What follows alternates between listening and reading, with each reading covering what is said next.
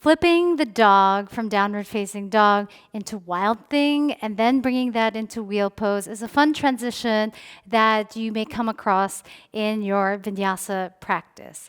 In this walkthrough, I'm going to teach you which parts of our bodies that we need to focus more of when coming into this transition. You want to first feel very comfortable in your wheel, in your Urdhva Dhanurasana, and you also want to make sure that your wrist extensors are warmed up for this transition. Now, you don't need flexibility for this transition. However, it requires back strength.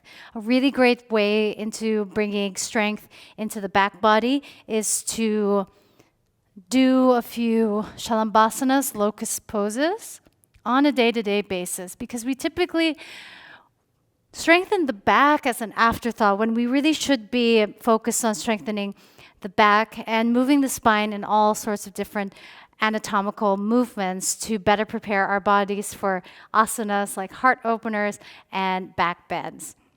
One really great way to set your extensor tone, meaning all the muscles in your body to help you get into that extension for your spine and for your hips, is to come into a side bend, reaching your right arm up towards the sky and really focus on stretching out through the right fingertips. And I want you to really focus on breathing 6 slow breaths into your right lung. We'll do that together. Really focus on stretching out that right lung.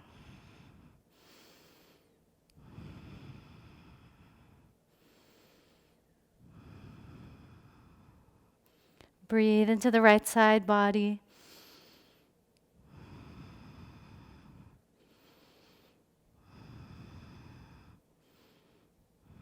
Beautiful. Lower your right arm down. Working onto the left side, reach your left arm up high towards the sky and side bend over towards the right. Now I want you to focus on breathing 6 long and slow breaths into that left lung.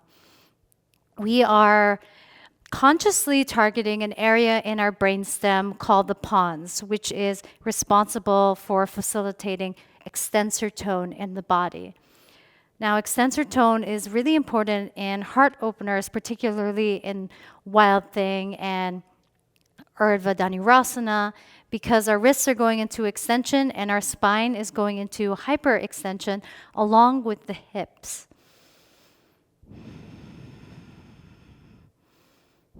Beautiful. Return to center. Also, if you haven't warmed up your body, please make sure that your body is nice and warmed up before attempting this transition. Really important. So, from downward facing dog, what you want to do first here is bend your legs and reach your left leg up high towards the sky. Then I want you to focus on opening up that left hip, almost as if you could look right underneath your armpit. Feel the opening of that left hip. Then from here, we are going to transition into our wild thing. Roll that right shoulder down the back body.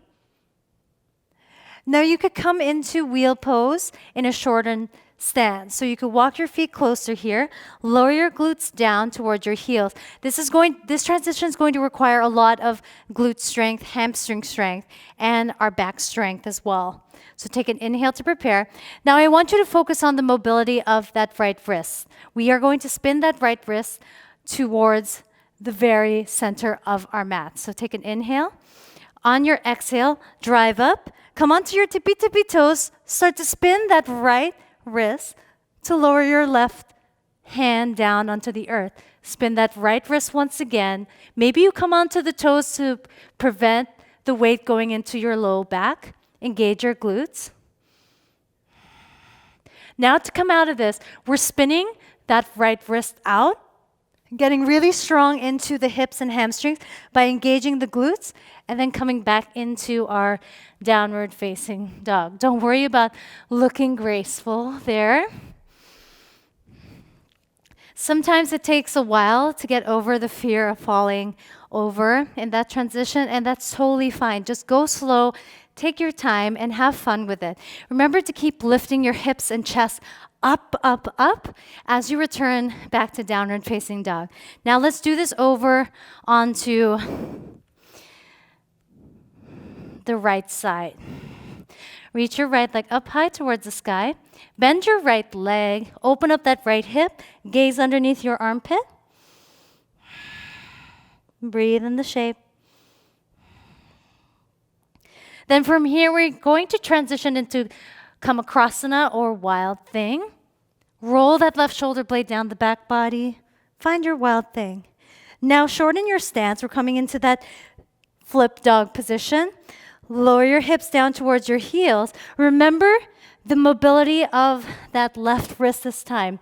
Okay, so spin that left wrist out, almost as if you're spinning that left wrist up to the left hand corner of your mat. And on your next exhale, squeeze your glutes as the right hand plants down, left wrist straightens out.